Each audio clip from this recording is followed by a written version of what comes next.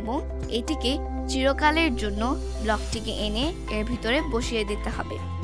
এবার প্রজেক্টটিকে চালু করলেই তোমরা দেখবে ফলটি ধীরে ধীরে নিচে পড়ছে। এখন ফলটি যদি বাটিতে পড়ে তাহলে আবার যেন উপরে চলে যায় এই যুক্তিটি লিখতে হবে। এর জন্য যদি তাহলে ব্লকটিকে নিয়ে এসে এর যুক্তির অংশে অনুভব করো সেকশন থেকে মাউস পয়েন্টার স্পর্শ করছে ব্লকটিকে এনে যুক্ত করে দিলাম।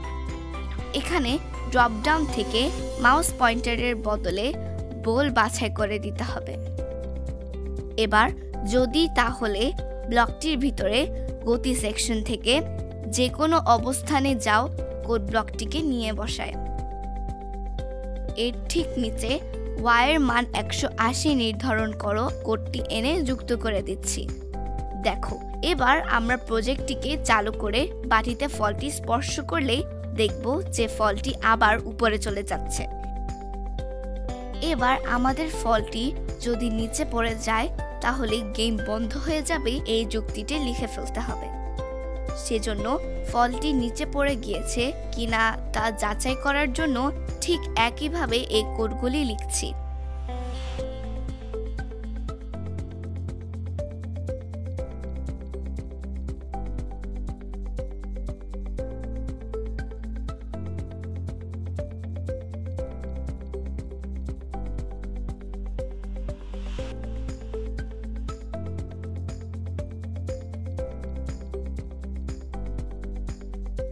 এখানে ফলের y এর অবস্থান -170 থেকে ছোট যুক্তিটি লিখেছি। এতে করে ফলটি y রেখা বরাবর -170 এর নিচে নেমে গেলেই গেমটি বন্ধ হয়ে যাবে। আমরা আগের প্রজেক্টে দেখেছি গেমে কিভাবে পয়েন্ট বা স্কোর যুক্ত করতে হয়। এই গেমটিতেও আমরা স্কোর যুক্ত করব। চলো কোডগুলো লিখে ফেলি।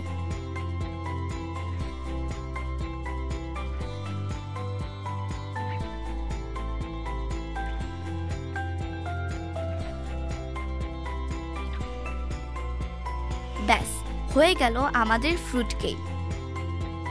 এখন তোমরা নিজে নিজে এটি তৈরি করো, সাথে চাইলে তোমাদের পছন্দমতো শব্দ যোগ করে নিতে পারো। আমার তৈরি করা গেমটিকে খেলার জন্য ডেসক্রিপশনের লিঙ্কটিতে ক্লিক করো, আর তোমার তৈরি করা গেমের লিঙ্কটি ডেসক্রিপশনে দেয়া আমাদের ফেসবুক গ্রুপের লিঙ্কে গিয়ে শেয়ার করো যেন আমরা সকলেই তা খেলতে পারি।